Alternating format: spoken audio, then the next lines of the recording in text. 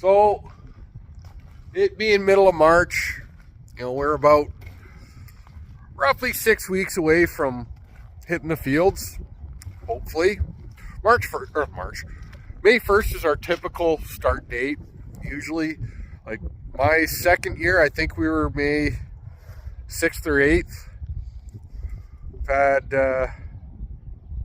and I think then the next year, I think it was like April 28th or something like that.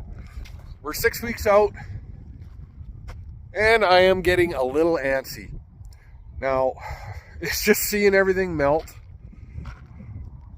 is ramping things up a little bit. Now, it's not that I'm behind. I don't think I am, but it feels like it because we've had a lot of recent cold, hard winters and a lot of March coming in like a lamb, out like a lion. This year, it could potentially be in like a lion, out like a lamb. Mom says 3 snows after the crows. We haven't seen any crows yet. I did see some geese. Anyhow, I am getting a little anxious and eager. Eager's probably the better word. I'm not worried about much yet. There's so much time, so much weather to just let happen yet. But, I can't think of one particular piece of equipment that's 100% ready. So, I got a list, I don't know, probably 15 or 20 items to do on the 2375 just to make sure she's ready to rock and roll. Lots of little stuff. Oil change, check fluid levels, grease, check tire pressure, clean the cab. So I'm under the 2375, just draining some oil. And I look over here and there's a puddle forming, and that's not very good. So I think I might have to replace that hose. And as I'm kind of snooping around, I go, what the hell is that? Those are my missing pliers from last year. I thought they were gone forever. Don't know if they'll ever be good again, but we'll throw them in like a ultrasonic cleaner and see what happens. You can see that it's leaking from the crimp. I fired up the engine, and it was about a drip every 5 to 8 seconds. So that's good news, because I was worried that it was from one of these brazed copper fittings, or soldered, whatever you want to call them. It does not appear to be the case. Unfortunately, it's not just that connection's loose. So that means that I have to take that guy out, which is probably going to make a hell of a mess, which I just spent about the last hour cleaning up.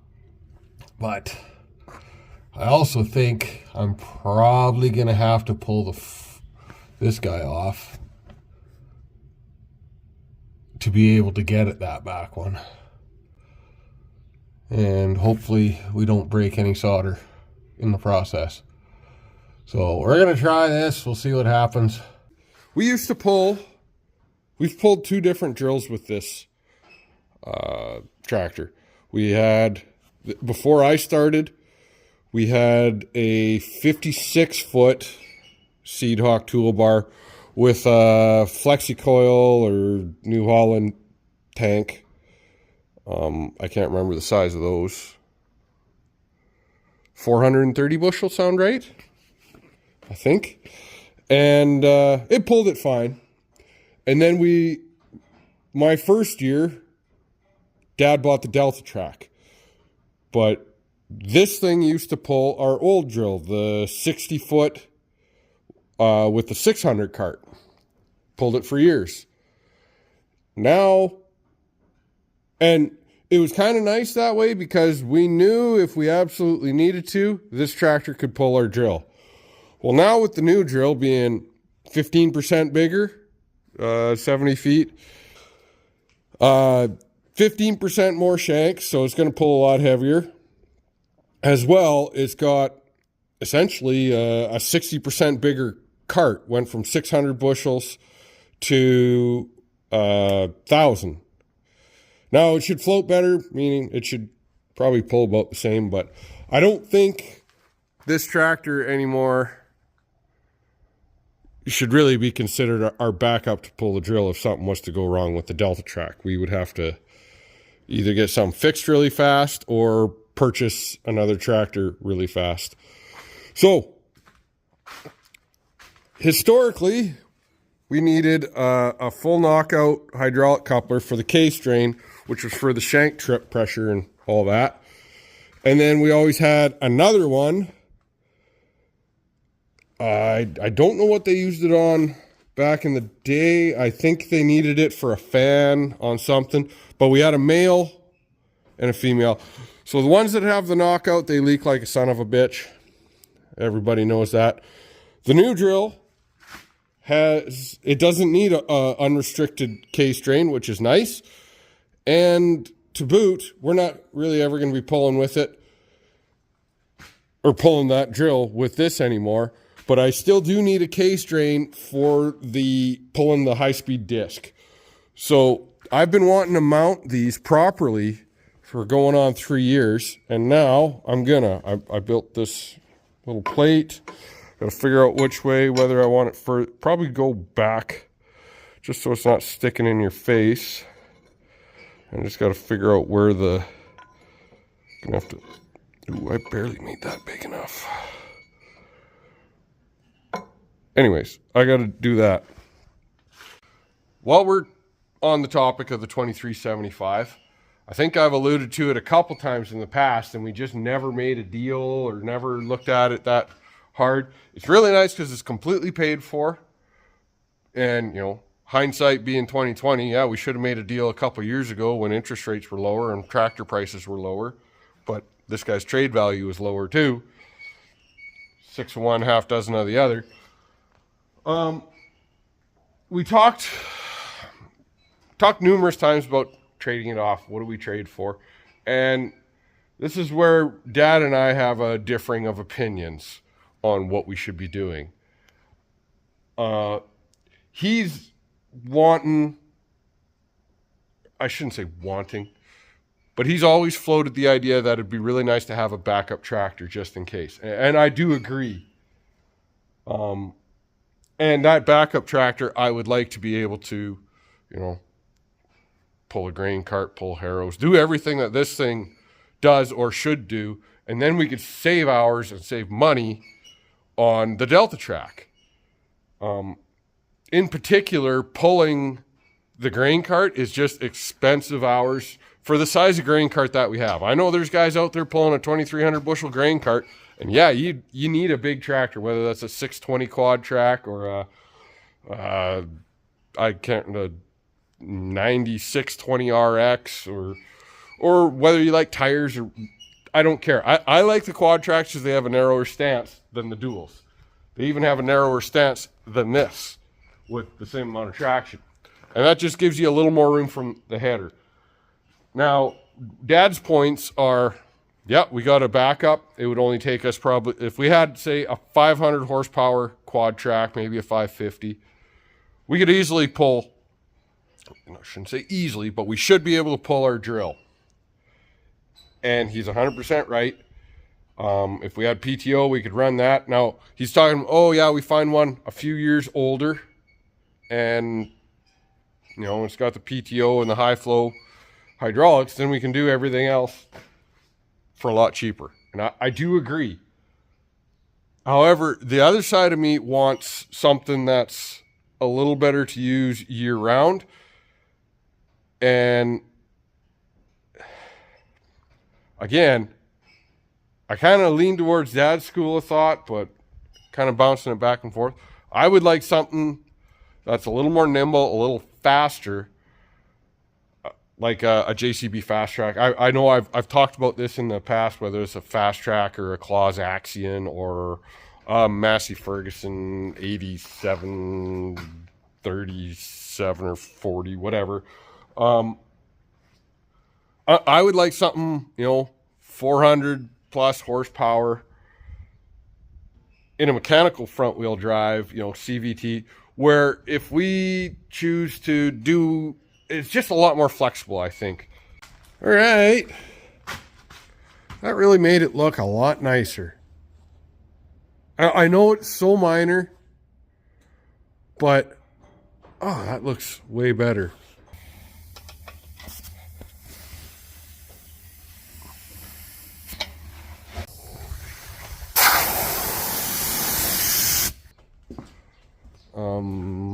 Oh, I was blowing out the air filter. You can see a bit of a change is starting to get a bit punky to the point where this end's just rotten and falling apart. Chunks are coming out. So I got a new filter coming for that. We're gonna grease it. And that's the next job. And at that point, all I've got left is cab stuff. My grease gun in. I had a heater under this overnight, so everything's decently warm. It's not screaming warm, but not sitting outside in the sun in July warm, but it's more than room temperature out here. Okay. Finally in the cab. Gonna wait to clean it, as I'm probably gonna be thrashing around and up and down a handful of times and just getting mud everywhere. That's surprisingly loose, and I don't know why. Oh, because it's on the plastic. Never liked this easy steer setup. You can see why, because it buggers up everything down there. Yeah. Anyhow, that's a different problem for a different day. Turn the key on. So here's my issue with the signal lights. Is I turn them on. Hope you can hear, but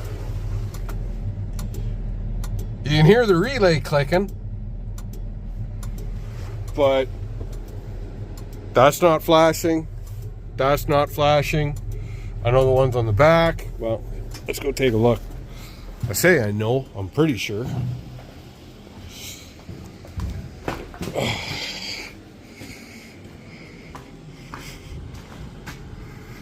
Those are just on. Those aren't flashing. And, yeah, that one's... So, ooh, there's an idea. I never thought I should check on there. Let's do that. Number one, there's no power back there right now because I blew a fuse. Number two, there's no power anywhere on the signal light circuit, but we have some going to the relay. So we're gonna start there. So I pulled them, they're both fine. I have a hard time seeing the fuses being gone, but it is. That one is for sure.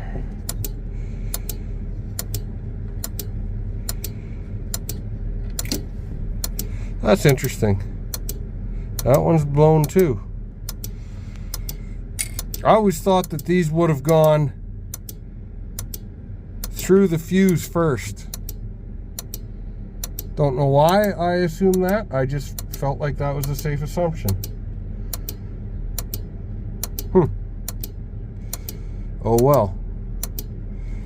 Well, let's turn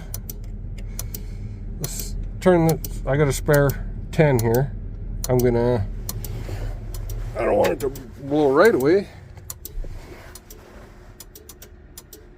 Turn that off. Let's see what happens. I should have some more fuses in my truck as well.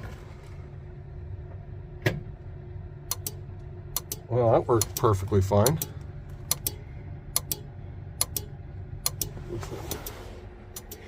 That's right. At least it's saying it's working there now. know if that one's working. That one's working. That one's not.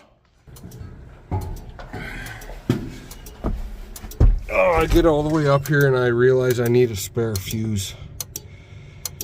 Well, at least we'll skip that to the left then.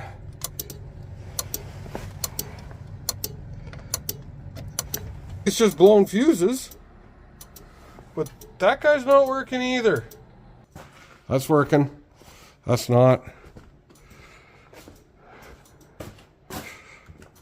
It's not very bright.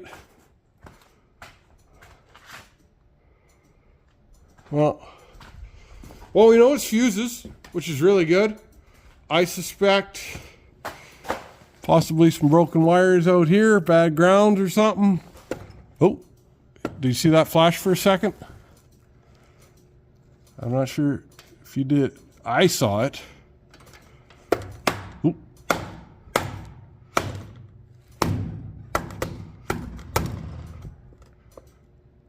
There. So there's a loose connection somewhere there. I'm also going to double check on the light. I'm going to open it up, see if it needs a new bulb. Okay, well, I think that's the problem.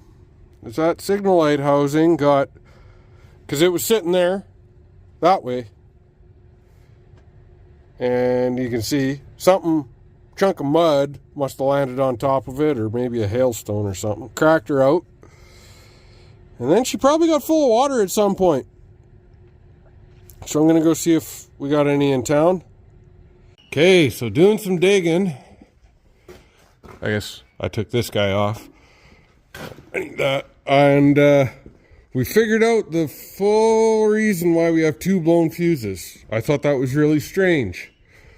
So, reason number one was the top of that guy was broken. Opened up. So this one's always been loose and just pissing me off more than anything. But it works fine. This one here, it had three things wrong with it. It had a burnt bulb, number one. But you can see that this little piece is broken. It should be one continuous piece because that's the ground section. So we're going to have to tack that back together somehow. And the cable, you can actually see one part where it got hot. I guess. So it, this is the hot side. It would have arced through. Just this guy's getting worn and dry and crusty. So I got to put a new wire on it after I put that back together. So we'll get that done. This guy I'm just going to tighten down, hopefully. Because it just bothers me that it's rattling all the time. Sometimes the solution is just to start from scratch. This guy was actually fine. I did see one spot where it was kind of looking, yeah, you can see cracked, but not bad. But like I said, it was loose. I went to tighten it down. Snapped right away. This guy, as I said, busted. Crappy wire.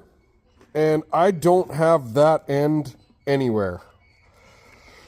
So, make things match.